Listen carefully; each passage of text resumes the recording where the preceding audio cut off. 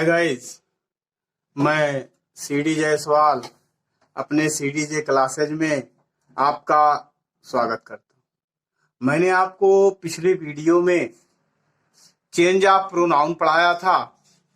आज हम आपको कुछ निकटता सूची शब्दों के बारे में बताएंगे जो समय के लिए या स्थिति के लिए आते हैं। तो हमारा जो आज का टॉपिक है change of words expressing nearness of time और पोजीशन, मतलब कि वह शब्द जो निकटता सूची समय को अथवा स्थिति को बताते हैं। तो उनको हम जब रिपोर्टेड स्पीच में ये शब्द आते हैं तो इनको हम इनडायरेक्ट में बनाते समय इनको हमें बदलना पड़ता है। इनमें जो शब्द आते हैं, आपका हियर है, हियर का हम क्या करेंगे, पैसिव वॉइस देयर कर देंगे, हियर का पैसिव वॉइस देयर कर देंगे, और नाउ का देन कर देंगे, और कम का गो कर देंगे, एगो आएगा तो बिफोर कर देंगे, दिस आएगा तो हम उसको दैट में चेंज कर देंगे, दीज आएगा तो दोज में कर देंगे, दस आएगा तो सो में कर देंगे। जैसे टू का आएगा कहीं पर लिखा हुआ, जैसे टू नाइट आ गया तो उसको दैट नाइट कर देंगे, टू डे आएगा तो दैट डे कर देंगे, हेंस आएगा तो देंस कर देंगे, हियर आएगा तो देयर कर देंगे। तो इसी तरीके से हमारा अगर ईस्टरडे आता है तो हम उसको बदलते हैं द प्रीवियस डे या डे आफ्टर, डे बिफोर कर देंगे। और अगर आपका टुमारो आएगा तो द नेक्स्ट डे या फॉलोइंग डे कर देते हैं। तो हम इनको देखते हैं कौन सा शब्द किसमें बदलते हैं। थोड़ा सा चार्ट में बनेगा, ये इसको रटना पड़ेगा आपको, जो कि बहुत ही कंपलसरी है। अगर आप इन शब्दों को याद कर लेंगे तो आपके लिए बेहतर होगा। यानी हियर को किस में चेंज करेंगे, देयर में। इसी तरह से नाउ आएगा तो उसको चेंज करेंगे हम देन में। इसी तरह से इसी क्रम में आपका कम आएगा तो उसको चेंज कर देंगे हम गो में। इसी तरीके से आपका एगो आ गया बाय द वे, तो इसको चेंज करेंगे इनडायरेक्ट में रिपोर्ट। ये सारे शब्द रिपोर्टेड स्पीच में आएंगे, यानी नोटेड कामा के अंदर आएंगे, तो हम इनको बदलेंगे। इसी तरीके से आपका दिस आएगा तो दैट में। फिर इसके बाद आपका जैसे सपोज करो टुमारो आ गया, इसको बदल देंगे द नेक्स्ट में, द नेक्स्ट डे में। या आप कर सकते हो इसको द फॉलोइंग डे।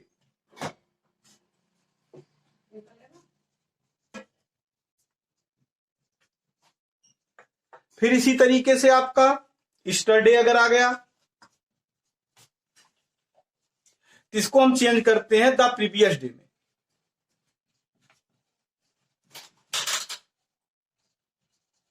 या चेंज करेंगे आप इसको द डे बिफोर में, द डे बिफोर में। और इसका भी द डे आफ्टर हो जाता है, टुमारो का भी।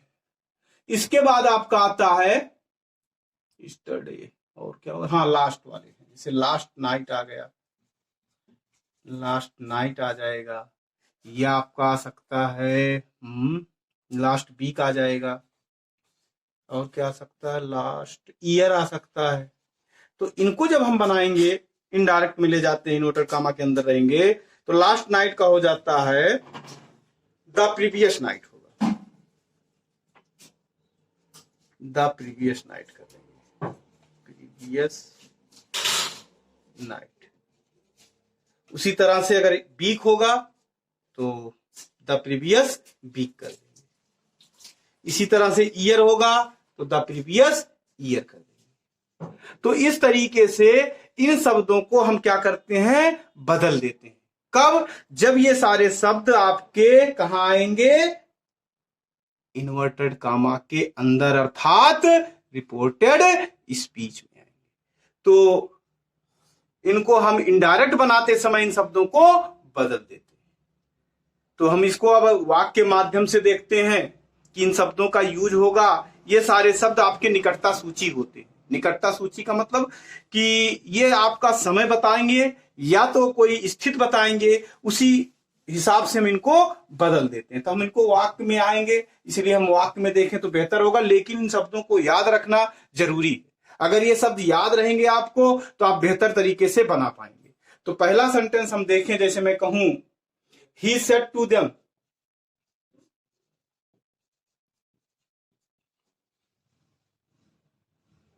कामा inverted comma, I shall leave you now.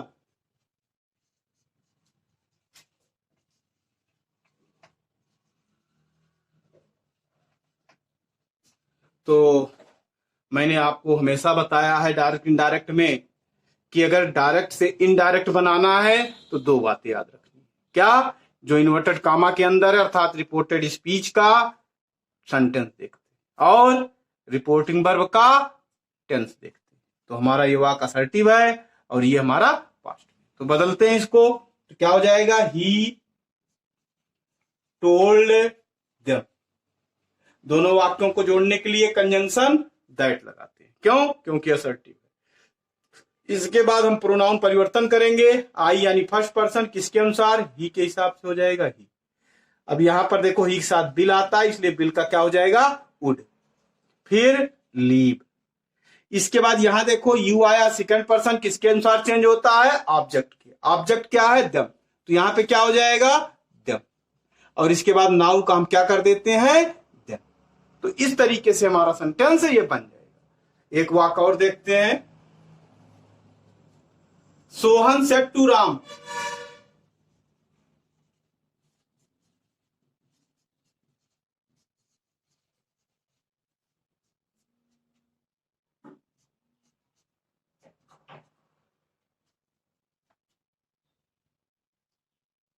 I can not go with you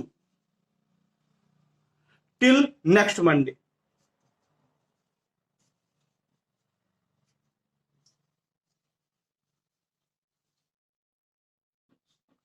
तो फिर उसी तरीके से बनाएंगे। क्या हो जाएगा? Sohan told Ram that he, small letter कर देंगे, कैन नॉट का हो जाएगा कुड नॉट।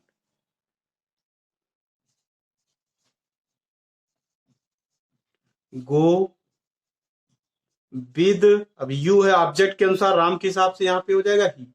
हिम होगा, ऑब्जेक्ट है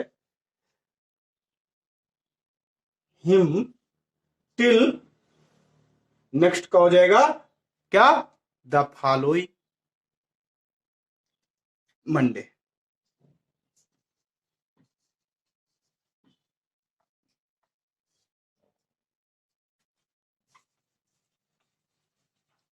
तो इस तरीके से ये हमारा वाक्य पूरा होता है। अगला सेंटेंस देखें। शी सेड टू मी,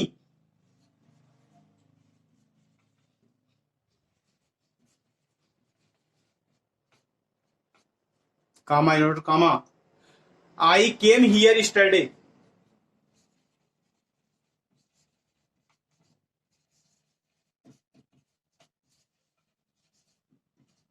अब इसको बदलते हैं तो क्या हो जाएगा? She told me. दोनों वाक्य को जोड़ने के लिए कंजंक्शन दैट लगे। अब यहां पे देखो आई आया हुआ है, किसके अकॉर्डिंग बदलेगा? सी के। तो क्या हो जाएगा? सी। अब यहां ध्यान दीजिए, केम आया हुआ है, केम यानी पास्ट इंडिफिनिट। और हमने अपने पिछले वीडियो में बताया है आपको टेंस परिवर्तन में कि past indefinite change into past perfect, यानी यहां पर हो जाएगा हैड। और फिर दोबारा आपने अभी थोड़ा सा पीछे हमने बताया आपको कि कम का हम गो कर देते हैं, तो इसी तरीके से यहां पर गो का थर्ड फॉर्म हो जाएगा वेंट, और हियर का देयर, स्टरडे का द प्रीवियस डे। इस तरीके से यह वाक्य हमारा कंप्लीट होता है। अब यहां पर थोड़ा सा और नियम है जिनको हम देखते हैं। जैसे आप जानते हो कि हम इन शब्दों को बदलते हैं, लेकिन हमारे कुछ ऐसे भी निकटता सूची शब्द हैं जिनको हम, जैसे कि आपका दिस है, नाउ है, इनका कभी कभी हम क्या करते हैं? दिस का दैट नहीं करते हैं, नाउ का देन नहीं करते हैं। तो कौन सी स्थितियां हैं जब हम दिस का या हियर का या नाउ का क्या होता है, हम परिवर्तन इनडायरेक्ट बनाते समय नहीं करते हैं? तो इसको याद रखना। दिस को कौन कौन से शब्द हैं? आपका दिस है, हियर है और नाउ। ये जो वर्ड हैं इनको हम बदलते हैं, दिस का दैट करते हैं, हियर का देयर करते हैं, नाउ का देन करते हैं, लेकिन इनका कब नहीं करेंगे? यदि स्पीकर जब ये इनको इन वर्ड को बोल रहा हो या कह रहा हो के सामने क्या कर रहा हो, कहने वाला मतलब जो वस्तु है वो उपस्थित हो। यानी स्पीकर के सामने अगर ये उपस्थित हैं तो इनका हम दिस का दैट और हियर का देयर और नाउ का देन नहीं करते हैं। उपस्थित हो तो, स्पीकर के सामने उपस्थित हो तो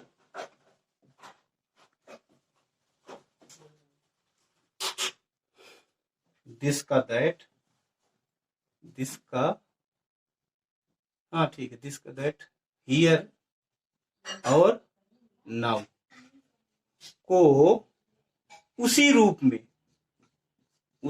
मतलब ज्यों का त्यों, ऐसा भी कर सकते हैं आप, ज्यों का त्यों, हूबहू या सेम टू सेम कह भी सकते हैं आप, रखते को उसी रूप में रखते। अब वाक्य देखते हैं। जैसे मैं कहूं she said to me,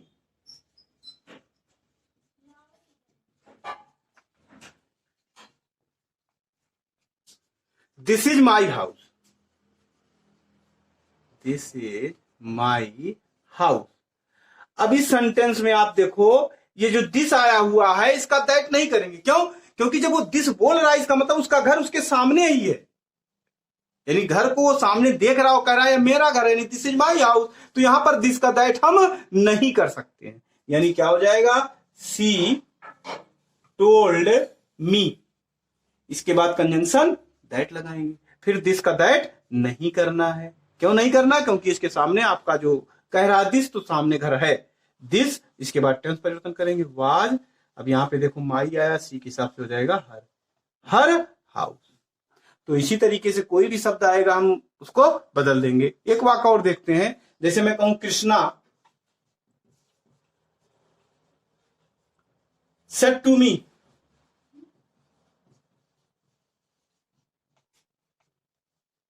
I shall do it now.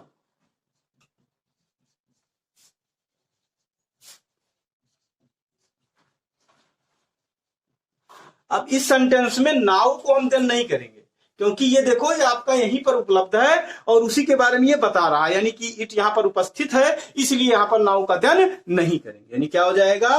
Krishna told me, इसके बाद दोनों वाक्यों को जोड़ने के लिए कंजंक्शन दैट, फिर प्रोनाउन परिवर्तन करेंगे, कृष्णा के हिसाब से हो जाएगा ही के साथ आएगा आपका वुड, डू इट, नाउ का ध्यान नहीं करेंगे, नाउ फुल स्टॉप कर दे। अब इसके बाद यहां से थोड़ा सा स्पेशल है, वैसे बहुत ही कम किताबों में मिलता है, लेकिन हमको जानना चाहिए कि कहीं कहीं पर आपने देखा होगा दिस को हम दैट में बदलते हैं, दीज को दोज में बदलते हैं, लेकिन यह भी हमको पता होना चाहिए कि दिस को दैट में ही बदलते हैं, बात सत्य है, लेकिन दिस को दा में भी बदला जाता है और दीज को भी दा में बदला जाता है। कब बदला जाता है? जब हमारा जानते हैं हम लोग कि दिस, दैट, दीज और दोज ये हमारे डिमांस्ट्रेटिव प्रोनाउन भी हैं और डिमांस्ट्रेटिव एडजेक्टिव भी हैं। तो जब ये डिमांस्ट्रेटिव एडजेक्टिव की तरह कार्य करते हैं तो हम दिस को दा भी लिख सकते हैं, यानी दिस को दैट लिखा जाता है, सत्य है, लेकिन दिस जो दैट होता है उस दैट के स्थान पर हम दा भी लगा सकते हैं। कब? जब ये एडजेक्टिव की भांति कार्य करते हैं। जैसे मैं कहूं he said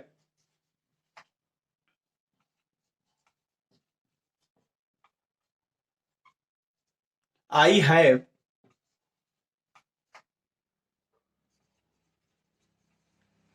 bought this book